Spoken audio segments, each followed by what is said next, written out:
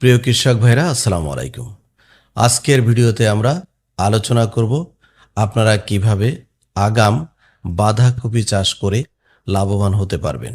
চাষ পদ্ধতি, জাত নির্বাচন, অর্থাৎ কোন জাতের বাঁধাকপি নির্বাচন করলে আপনারা বিঘা প্রতি বেশি ফলন পাবেন, অধিক লাভ করতে পারবেন এবং 1 বিঘা জমিতে বাঁধাকপি চাষ করে আপনারা কত টাকা খরচ করবেন এবং কত টাকা লাভ হবে এর হিসাবও আমরা তুলে ধরব।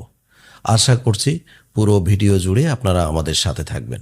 বন্ধুরা, তার আগে একটি ছোট্ট অনুরোধ, আপনারা আমাদের চ্যানেলটি সাবস্ক্রাইব করে আমাদের পাশে থাকবেন, শেয়ার করবেন, কমেন্টস করবেন এবং লাইক করবেন। কৃষক ভাইরা, বাঁধাকপির সবচেয়ে বেশি মূল্য পাওয়া যায় সবজি মৌসুমে, অর্থাৎ শীতের শুরুতে। যখন শীতকালীন সবজিগুলো বাজারে আসতে শুরু করে তখন কিন্তু বাঁধাকপির ভালো একটি দাম পাওয়া যায়। তাই আপনারা বাঁধাকপি চাষ করে যদি অধিক মুনাফা অর্জন করতে চান, অর্থাৎ বেশি লাভ করতে চান, তাহলে অবশ্যই কিন্তু আগাম বাঁধাকপি চাষ করতে হবে।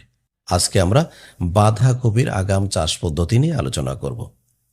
সর্বপ্রথম যেটি হলো জমি নির্বাচন। বাঁধাকপির জন্য কী ধরনের জমি প্রয়োজন? পানি নিষ্কাশনের সুবিধাজনক দোআঁশ, বেলে দোআঁশ মাটি বাঁধাকপির জন্য সবচেয়ে উপযোগী। জমিতে 4 থেকে 5টি আড়াআড়ি চাষ ও মই দিয়ে মাটি ঝুরঝুরে ও সমান করে নিতে হবে। জমি তৈরির পর সুবিধাজনক আকারে বেড তৈরি করতে হবে। বৃষ্টির পানি যাতে চলে যায় তার জন্য নালা তৈরি করতে হবে। এবার বাঁধাকপি চাষের জন্য জাত নির্বাচন, অর্থাৎ কোন জাতের বাঁধাকপি সবচেয়ে বেশি ফলন দেবে। আগাম বা অফ সিজন, অর্থাৎ গ্রীষ্ম বর্ষার শুরুতে চাষের জন্য হাইব্রিড জাত নির্বাচন করা সবচেয়ে ভালো।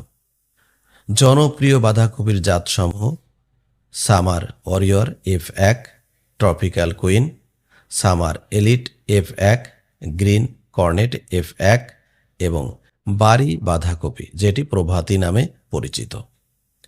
এবার বাঁধাকপির জন্য চারা তৈরি ও রোপণ পদ্ধতি। 1 বিঘা জমিতে চারার জন্য প্রায় 800 থেকে 100 গ্রাম বীজের প্রয়োজন হয়। আগাম জাতের জন্য শ্রাবণ ভাদ্র মাস, অর্থাৎ জুলাই সেপ্টেম্বর মাসে বীজতলায় বীজ বপন করতে হবে। চারা গজানোর 25 থেকে 30 দিন পর গাছে 5 থেকে 6টি পাতা দেখা দিলে জমিতে রোপণ করতে হবে। সারি থেকে সারির দূরত্ব হবে 24 ইঞ্চি, গাছ থেকে গাছের দূরত্ব হবে 18 ইঞ্চি। চারা সাধারণত বিকেল বেলায় রোপণ করাই উত্তম। এবার বাঁধাকপি চাষে কি ধরনের সার দিতে হবে? প্রতি বিঘায় পচা গোবর বা কম্পোস্ট সার 400 থেকে 500 কেজি, ইউরিয়া 15 থেকে 20 কেজি, টিএসপি 15 কেজি এবং এমওপি 10 থেকে 12 কেজি। জমি তৈরির সময় সম্পূর্ণ গোবর, টিএসপি ও এমওপি সারের অর্ধেক প্রয়োগ করতে হবে। বাকি ইউরিয়া ও এমওপি সমান 2 কিস্তিতে চারা রোপণের 20 দিন এবং 40 দিন পর প্রয়োগ করতে হবে। জমিতে সবসময় আর্দ্রতা বজায় রাখতে হবে। চারা রোপণের পরপরই হালকা সেচ দিতে হবে, তবে মনে রাখতে হবে প্রচুর পরিমাণে পানি যেন জমে না থাকে। এরপর বাঁধাকপির রোগবালাই দমন। নিয়মিত আগাছা পরিষ্কার করতে হবে এবং গাছের গোড়ায় মাটি তুলে দিতে হবে। বাঁধাকপিতে জাপ পোকা, কাটুই পোকা ও পাতা পোকা আক্রমণ হয়ে থাকে। এছাড়া ডাম্পিং অফ বা গোড়া পচা রোগ দেখা দিতে পারে। এক্ষেত্রে অবশ্যই আপনারা প্রয়োজনীয় ব্যবস্থা গ্রহণ করবেন। এবার বিঘা প্রতি আয় ও ব্যয়ের একটি হিসাব তুলে ধরব।